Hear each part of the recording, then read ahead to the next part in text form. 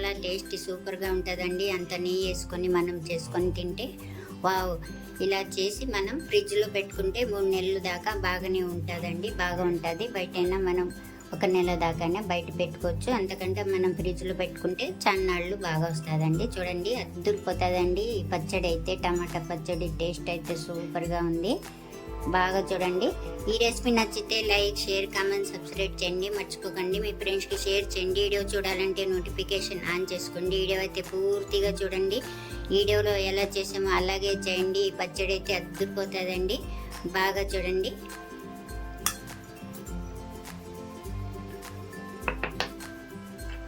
చూడండి మనమైతే 1 కిలో టమాటాలు తీసుకున్నామండి.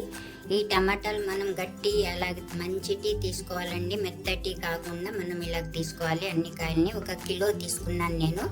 ఇప్పుడు అన్ని శుభ్రంగా కడిగి నేను బట్టతో తుడుచుకున్నానండి, తడి లేకుండా. మనం కట్ చేసుకుందాం. మనం కట్ చేసేసుకోవాలండి.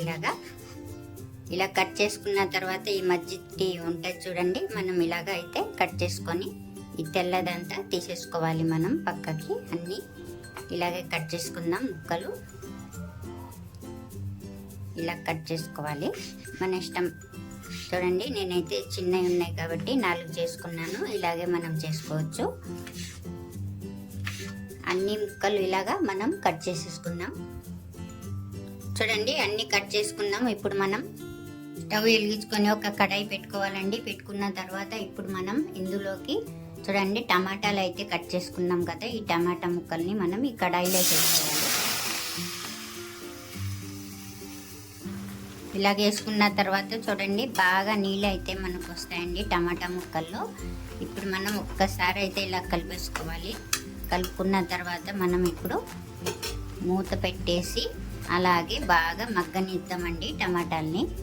చూడండి మనం చింతపండు తీసుకోవాలండి. మనమైతే 1/2 కిలోకు కొద్దిగా తక్కువ ఉందండి. నేను 2 పెద్ద గుప్పెళ్ళు తీసుకున్నాను. తీసుకొని మనకు ఏమైనా దీనికి ఈ పీసులు అయి ఉంటాయి కదండి, పీసులు పిక్కలు అయి ఉంటే మనం తీసుకొని శుభ్రంగా చేసుకోవాలి. ఒక్కసారి కడుగుదామండి. ఒక్కసారి అయితే కడిగామండి. ఇప్పుడు టమాటాలు పెట్టాం కదండి స్టవ్ మీద, ఆ టమాటా ముక్కల్లో మనం ఈ చింతపండుని మనం ఇందులో వేసేసుకోవాలి. వేసుకొని ఒక్కసారి అయితే బాగా మనం కలిపేసుకోవాలి. ఇలా బాగా కలిపేసుకున్నాం కదండి. ఇప్పుడు మనం మూత పెడదామండి. మూత పెట్టి మధ్యలో మనం కలుపుతూ ఉండాలండి, అడుగు అంటుకోకుండా. చూద్దామండి. నేనైతే 1-2 సార్లు అయితే కలిపానండి. మళ్ళీ ఇప్పుడు ఇలాగైతే అయింది. మనకు అస్సలు అడుగు అయితే అంటుకోకూడదండి. అంటుకుంటే టేస్ట్ అయితే బాగుండదు. ఇప్పుడు మనం ఇందులో ఉప్పు అండి, కల్లుప్పు అయితే వేసుకోవాలండి. మనం తగినంత అయితే వేసుకోవాలి. నేనైతే 2 చెంచాలు వేసుకుంటున్నానండి కల్లుప్పు. వేసుకొని ఇది కూడా బాగా కలుపుకొని ఉడికించుకోవాలి. బాగా గట్టిగా పడాలండి టమాటా. ఇలాగే మనం కలుపుకుంటా బాగా ఉడికించుకోవాలండి. ఇప్పుడైతే మనం మూత అయితే పెట్టుకోకూడదండి. అది పెడితే మనకు ఆవిరి నీళ్ళన్నీ పడతాయి. అందువల్ల మనం ఇలాగే కలుపుకుంటా ఉడికించుకోవాలి.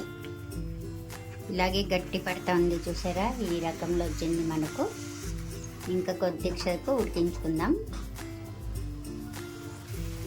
అంతే అండి. చూడండి బాగా ఇలాగైతే గట్టి పడింది. మనకు నీళ్ళు అనేది ఉండవండి. ఇప్పుడు మనం బాగా కలిపేసుకొని స్టవ్ అయితే ఆఫ్ చేసుకుందాం. ఇది ఇలా పెడదామండి. అప్పుడు దాకా మనం చూడండి మనమైతే ఆవాలు తీసుకోవాలండి. మనం 2 స్పూన్ల ఆవాలు తీసుకోవాలి. అలాగే 1 స్పూన్ మెంతులు తీసుకోవాలి. 1 స్పూను జీలకర్ర తీసుకోవాలి. మనం తీసుకొని కొద్దిగా రోస్ట్ చేసుకొని కడాయిలో వేసుకొని మనం అప్పుడు పొడి చేసుకోవాలి. ఆల్రెడీ నా దగ్గర పొడి ఉందండి. నేను 2 చెంచాలు తీసుకున్నా. ఇది ఒక జీరా పౌడర్ 1 స్పూన్, మెంతి పౌడర్ 1 స్పూన్ తీసుకున్నా. ఇప్పుడు మనం మిక్సీ జార్ తీసుకోవాలి. మిక్సీ జార్ తీసుకున్న తర్వాత ఈ పొళ్ళన్నీ మనం ఇందులో వేసేసుకోవాలి. ఈ మిక్సీ జార్లో అలాగే 1 గుప్పెడు వెల్లుల్లిపాయలు వేసుకోవాలండి. ఒలుచుకొని మనం ఇందులో వేసుకొని ఇప్పుడు మనం ఒక్కసారి మిక్సీ పడదామండి. ఇలా బరకగా చేసుకోవాలండి. వెల్లుల్లిపాయలు వేసిన తర్వాత మనం ఇప్పుడు చూడండి టమాటాలు అయితే గట్టి పడ్డాయి. మనకు కావాలంటే మనం మిక్సీలో వేసుకోవచ్చండి, లేకుంటే ఇలాగే చేసుకోవచ్చు. లేకుంటే సగమైనా వేసుకొని సగం ఇలా కలుపుకోవచ్చండి. ఇప్పుడు మనం ఇందులోకి చేసుకున్నాం కదండి, మిక్సీ పట్టుకున్నాం. ఈ పొడిని మనం ఇందులో వేసుకోవాలి. వేసుకొని బాగా కలిపేసుకోవాలి. అలాగే 1 టీ స్పూన్ పసుపు వేసుకోవాలండి. అలాగే మనం కారం తీసుకోవాలండి. కారం మనం ఎంత తింటే అంత వేసుకోవచ్చండి. ఎక్కువ తినాలనుకుంటే ఎక్కువ వేసుకోవచ్చు. నేనైతే 1 కప్ వేసుకుంటున్నానండి. ఇందులో ఇది సరిపోతుందండి మనకు. ఇలా వేసుకున్న తర్వాత మొత్తానికి మనం బాగా కలిపేసుకోవాలండి. మనం ఎండుమిర్చి కూడా వేస్తాం కదా, దాని ఘాటు కూడా ఉంటుంది. బాగా కలిపేసుకోవాలి.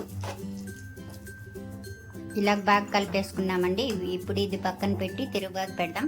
ఒక ఫ్రై పెన్ అయినా కడాయి అయినా పెట్టుకోవాలండి. పెట్టుకున్న తర్వాత ఇప్పుడు చూడండి, మనమైతే నూనె అండి, ఆయిల్ వేసుకోవాలి. మనం ఈ గిలాస్తో నేను 2 గిలాసులు నూనె వేసుకుంటున్నానండి. ఎంత ఎక్కువ వేసుకుంటే అంత మంచిది. 2 వేసుకున్నాను. కొద్దిగా వేడెక్కాలండి బాగా. చూడండి, నేనైతే 1 స్పూను ఆవాలు తీసుకున్నాను, 1 స్పూను మినపప్పు తీసుకున్నాను, 1 స్పూన్ పచ్చెనపప్పు తీసుకున్నాను, జీలకర్ర 1 స్పూను, అలాగే గుప్పెడు ఎండుమిర్చి తీసుకున్నా. ఆయిల్ వేడెక్కిన తర్వాత నూనె మనం ఇవన్నీ ఇందులో వేసేసుకోవాలి. అలాగే మనం వెల్లుల్లి రెబ్బలండి కట్ చేసుకొని మనం వేసుకోవాలి. ఇలాగ వేయించుకోవాలి. మరీ ఎక్కువ ఏం అవసరం లేదండి. కొద్దిగా జస్ట్ ఒక 3 నిమిషాలు ఎగితే చాలు. ఇందులోనే మిర్చి వేసేసుకోవాలి, ఎండుమిర్చి. ఇలాగ వేగేటప్పుడు మనం చూడండి, ఒక 2 గుప్పెడు కరివేపాకు అండి, పచ్చి కరివేపాకు శుభ్రంగా కడిగి తడి లేకుండా మనం శుభ్రంగా ఇలాగ వేసుకోవాలి. ఇందులోనే మనం 1 చిటికెడు ఇంగువ అయితే వేసుకోవాలి.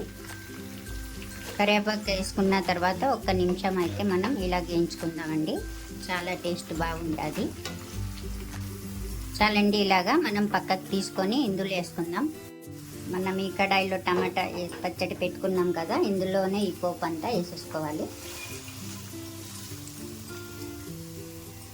ఇలాగ వేసుకున్న తర్వాత పోపు అంతా మనం బాగా ఇలాగా కలుపుకోవాలండి. చిన్న మంట పెట్టి మనం కలుపుకోవాలి. నూనె అంతా బాగా కలుపుకుంటే సరిపోతుందండి. పచ్చడి అంతా ఇలా కలిపేసుకోవాలి. ఆయిల్ అయితే ఇలాగ వస్తూ ఉంది చూసారా. బాగా ఇలా కలుపుకుంటా మనం ఉడికించుకోవాలి ఒక 2 నిమిషాలు.